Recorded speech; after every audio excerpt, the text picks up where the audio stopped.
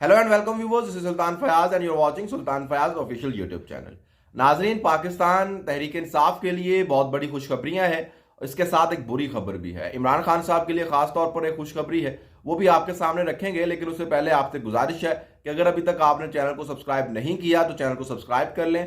Comment section में जाकर अपनी राय का जो इजहार है वो लाजमी करें, और अगर वीडियो पसंद आए तो वीडियो को लाइक और शेयर जरूर करें।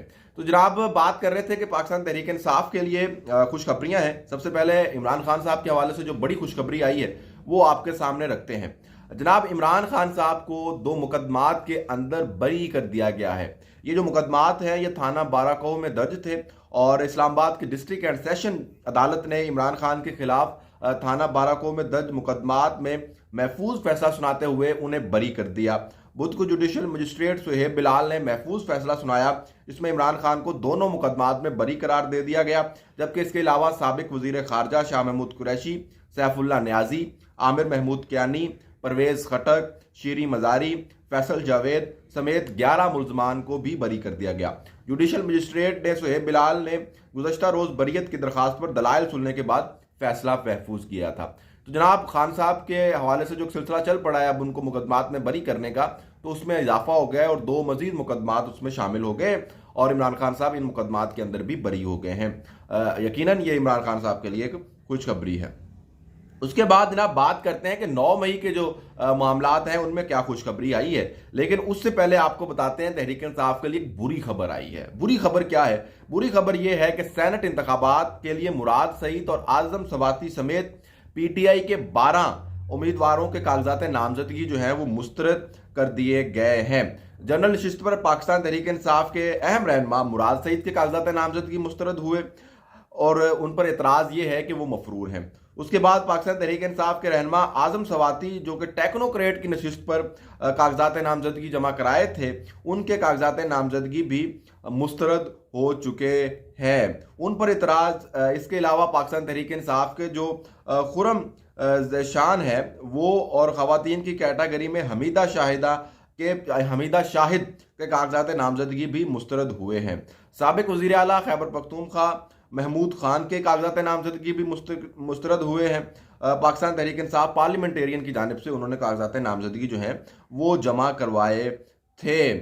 इनके कागजात नामजदगी मुस्तरद होने की रीज़न जो बताई गई है वो ये है कि जनाब उनको जो प्रपोज करने वाली खातून रुकन है उन्होंने अब तक हलफ ही नहीं उठाया है। इसके अलावा पाकिस्तान तहरीक इंसाफ के काजी मोहम्मद अनवर, नूरुल हक कादरी, फैसल जावेद, मिर्ज़ा मोहम्मद आफरीदी और इरफान सालीम जो हैं इनके कागजात नामजदगी भी मुस्तरद हो गए हैं।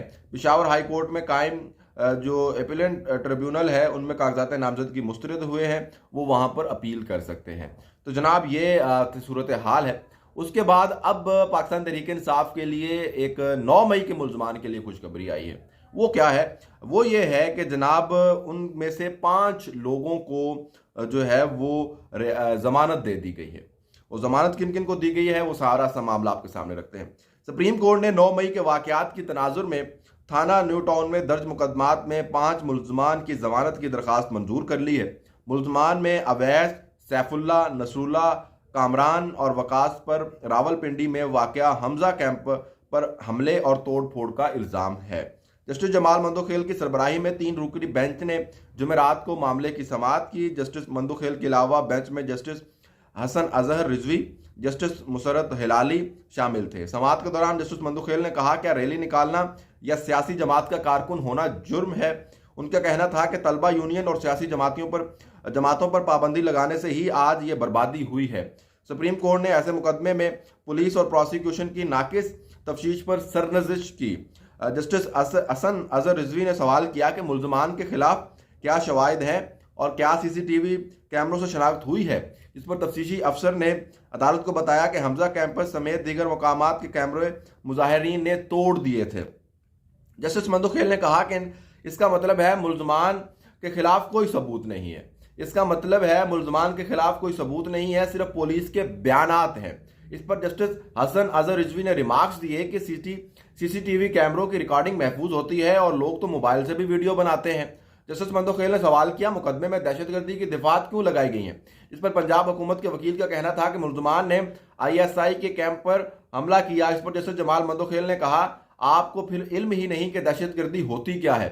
दहशतगर्दी Sania army public school Peshawar और क्वेटा कचहरी में हुई थी। रैलियां निकालना कहां से दहशतगर्दी हो गई। जस्टिस हिलाली ने अपने इनबॉक्स में कहा कि मुकदमे के FIR में तो ISI के दफ्तर पर हमले का जिक्र ही नहीं है। उनका कहना था कि हसास तनसीबात तो बहुत सी होती हैं। पंजाब हुकूमत के वकील ने अदालत को बताया कि जनाब स्पेशल ब्रांच लाहौर के एक हेड कांस्टेबल भी इस मुकदमे में गवाह है।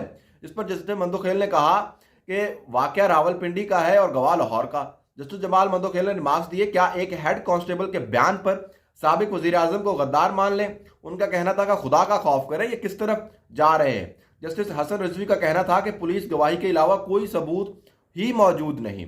समाअत के दौरान जस्टिस मंदोखेल ने सवाल किया कि क्या हुकूमत के खिलाफ टायर जलाना बहुत बड़ा जुर्म है।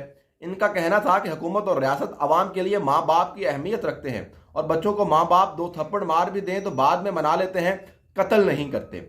मुल्जमान के वकील सरदार अब्दुल रज़ाक ने कहा कि मुल्जमान अपनी दुकानें बंद करने जा रहे थे कि रास्ते में फंस गए।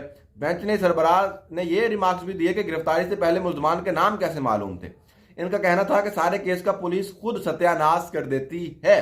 पंजाब हुकूमत ने वकील ने कहा कि मुल्जमान से पेट्रोल हम बम बरामद हुए और फायरिंग का भी इल्जाम है। जिस पर जस्टिस हसन अजहर रिजवी ने सवाल किया, पेट्रोल बम कौन कहां से लाया, घर से तो कोई ला नहीं सकता, तफ्तीश क्या कहती है।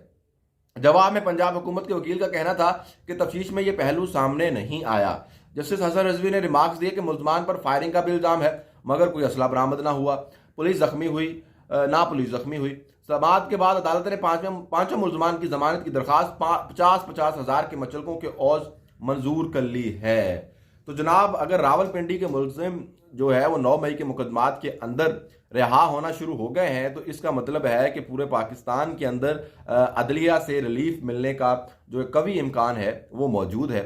और अगर लोअर कोर्ट से रिलीफ नहीं मिलता तो मेरा ख्याल है कि 9 मई के मुल्जमान जो हैं उनको सुप्रीम कोर्ट से आला अदलिया से रिमार्क्स मिल जाएंगे।